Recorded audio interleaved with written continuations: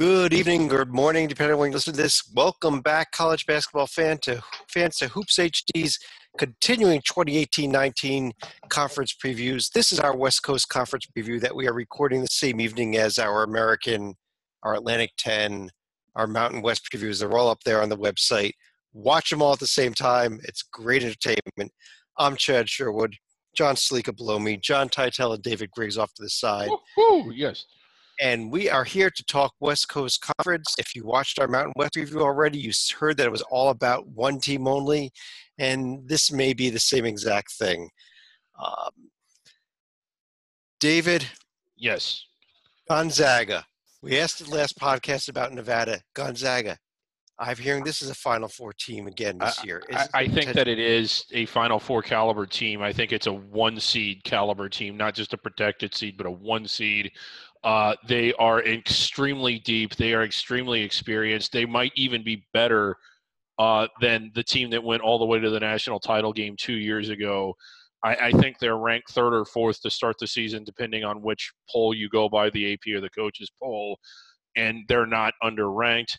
And basically, I think this conference gets one bid, and it's them. And I think that's all the time we have for the West Coast. That might be it. John Teitel, let me bring you in here. Let's go beyond Final Four contender. Is this a national championship contender? Yes. I don't know if it's better than the team that made the title game and almost won it a couple of years ago. I think that transfers are going to be the big key, especially in the backcourt. You got Geno Crandall coming in from North Dakota and Brandon Clark coming in from glorified D2 school San Jose State. So when you put these guys on this team that's already got Perkins, Tilly, Hachimura, Norvell, they already have like a solid starting five. So you try to figure out if there's anybody who can do it. I'm not going to pick against Coach Few. The guy is one of the best coaches actively in Division I in terms of win-loss percentage. He's been there 20 years. He makes the tournament every year. He wins the conference every year. If he can integrate these new guys with the existing guys, because I don't think Gonzaga is known for having a ton of transfers over the past 2 decades, but he's got legitimate scoring guards that he can put with this team. If he can do it, I think they can play with anybody in the country. Stalika, how's their schedule looking this year? I think it's pretty impressive. Well, as far as their schedule, they're going to be part of the Maui Invitational. On their side is going to be Illinois and either Arizona or Iowa State. But once that finishes, they're going to go on the road to Creighton, which is never easy.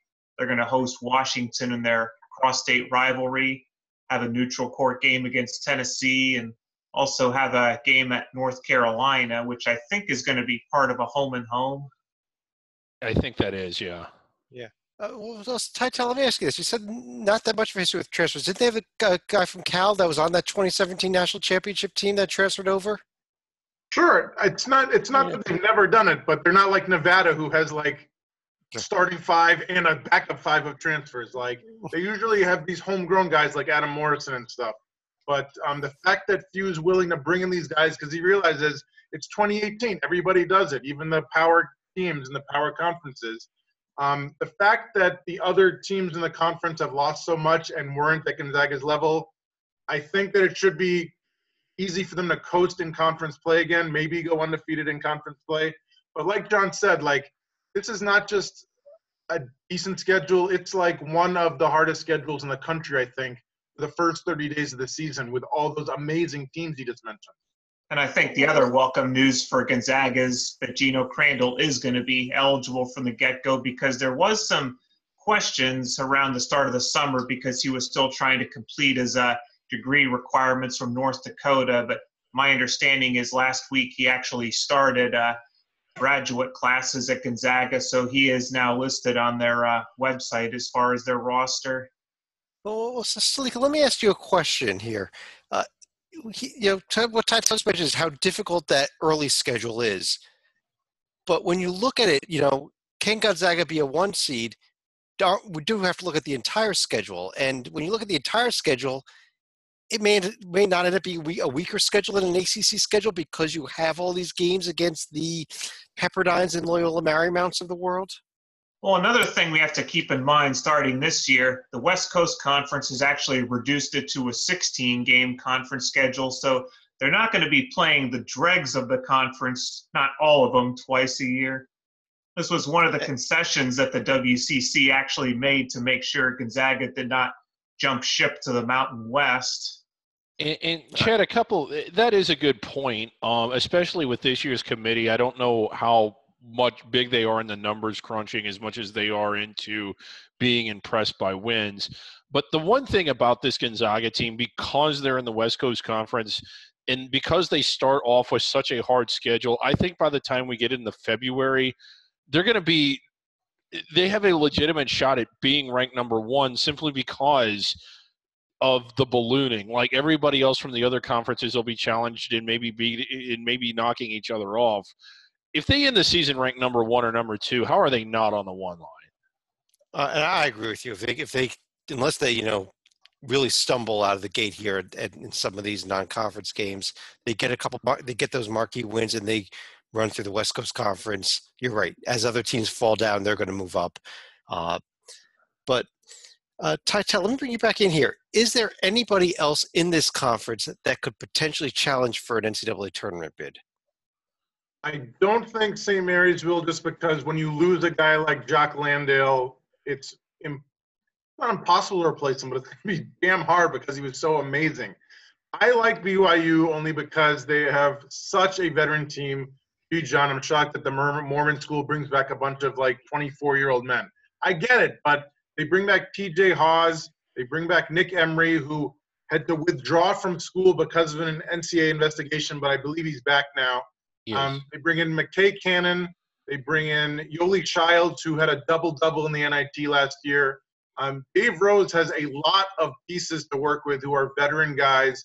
I don't know if they're going to win 25 and upset Gonzaga or anything, but I think 20 wins should be easy, and I think that they can bypass St. Mary's and really be a strong number 2 seed.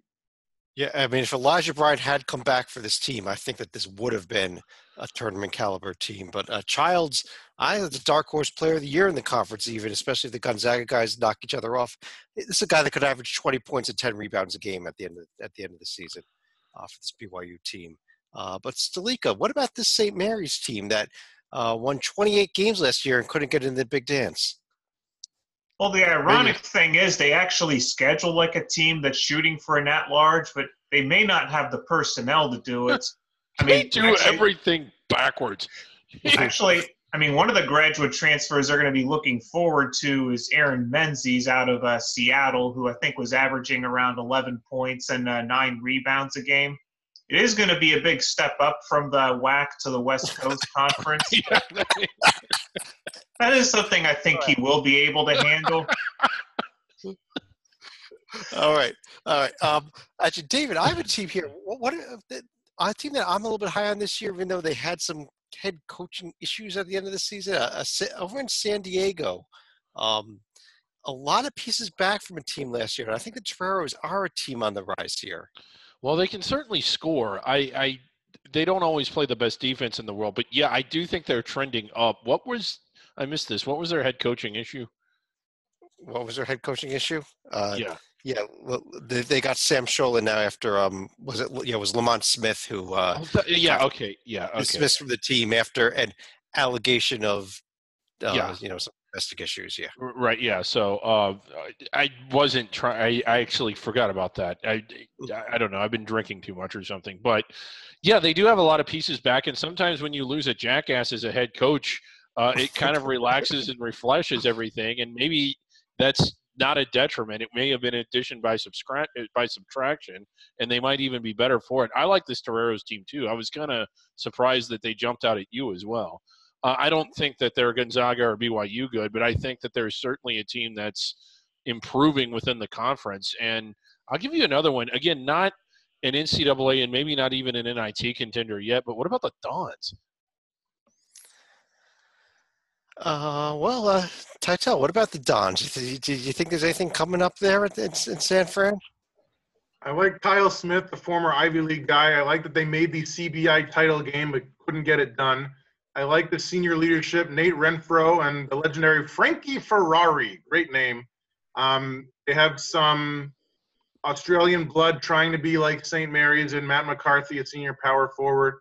A lot of nice pieces, and I like Coach Smith, and I like that they're getting into the postseason and winning games once they get there. So I don't think this is a tournament team. They might squeeze out 20 wins only because I think that there's a lot of winnable games in the conference this year. But I think it's back to even if they do a second-tier postseason tournament, but they've shown they can win games once they get there. Yeah, they have. And Kyle Smith, ex-Ivy League head coach there for you. I know you. Stalika, how about Pacific with Damon Stoudemire? Maybe I should ask Ty about him, but I threw to you.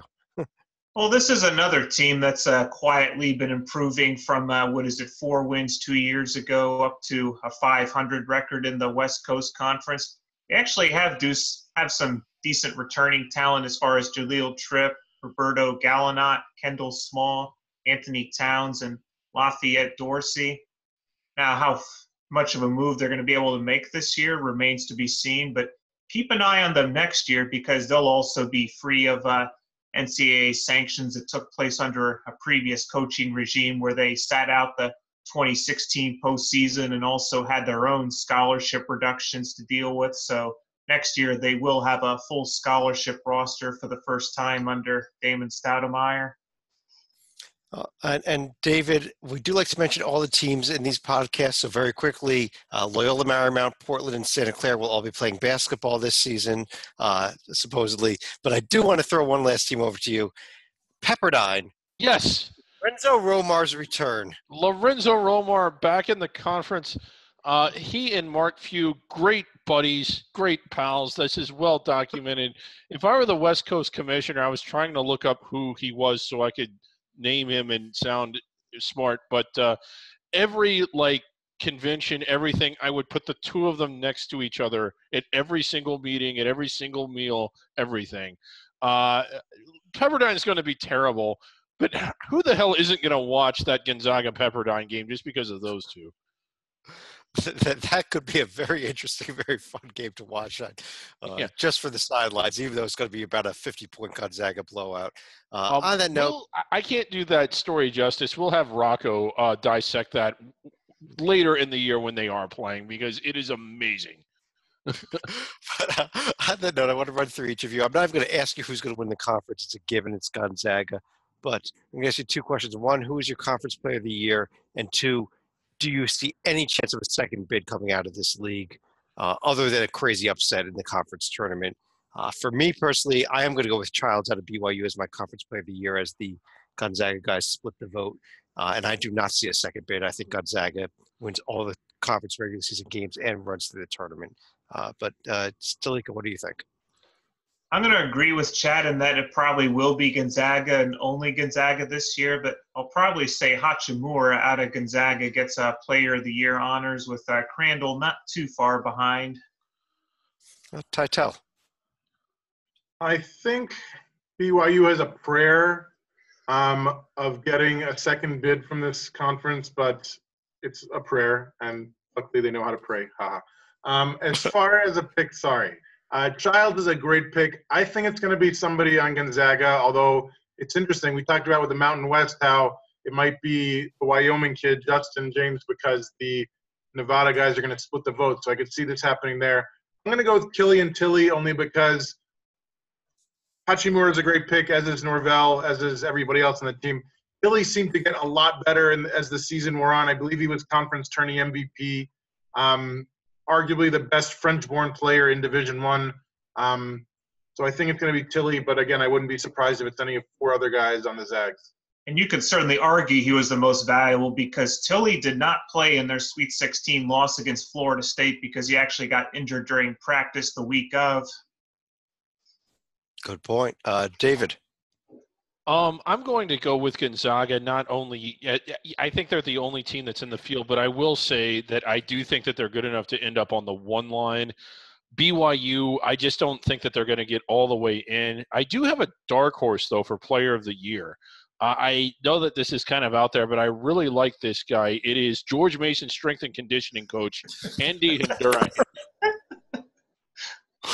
as player of Once the again, Once again, this is the West Coast Conference preview, David. That goes up there to Oh, podcasts. that's up there. All right. I don't know. We were doing any final thoughts from each of you. And Sleek, let me start with you. I'd alluded to it earlier as far as St. Mary's schedule. This is actually the one year, I think, where they actually are trying, at least with some under-the-radar names, since they're not getting as many of the big names. They have games at New Mexico State, at home against Harvard, UC Irvine, even Bethune-Cookman, who's projected to win their conference. Also some neutral court games against New Mexico, LSU, at home against Bucknell, and the big one may be at Western Kentucky just prior to the beginning of the WCC starting up. Well, they're good. Yeah. Titel. Do you remember growing up and like you'd go to summer camp and they'd have like a parents' day, or you go to college and they have family weekend where the people that you love come back to visit you? I wish BYU would do this only just so we could see this amazing basketball game.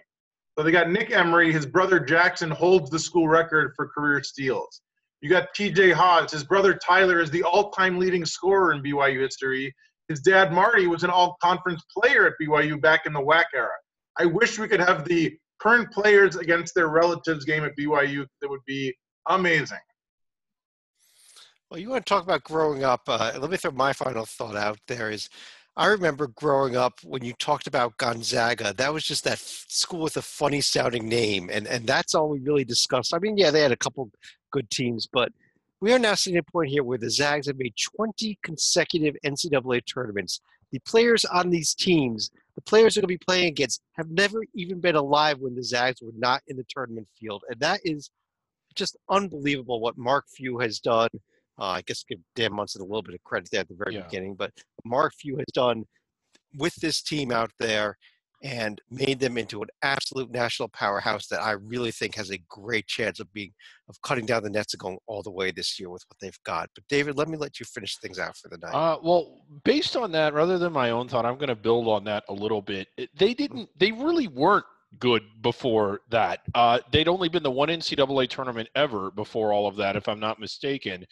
And you're right. It's just the staying power. And 20 years ago, they weren't like one of these teams like a Wichita State where they were, or even a Xavier in their A-10 days where they were a good mid-major winning 25 games. They were a middle-of-the-pack West Coast Conference team about on the same level as Cal State Bakersfield or somebody like that. So for them to come completely, rise out of the Phoenix like that to become a national power is pretty amazing. That it's never really been done other than maybe by Butler, a program that has come that far that fast and stayed that good.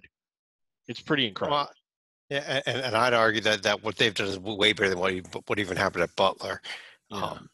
But on that note, I do want to thank everyone for joining us for all 4 of these podcasts. I am Chad Sherwood, along with David Griggs, John Titel, John Stalika. We will be back again later on this week with our 8-hour Southland preview. I think that's what's up next, David. Yeah, the 8-hour Southland preview. All right. So we'll talk to you all again real soon.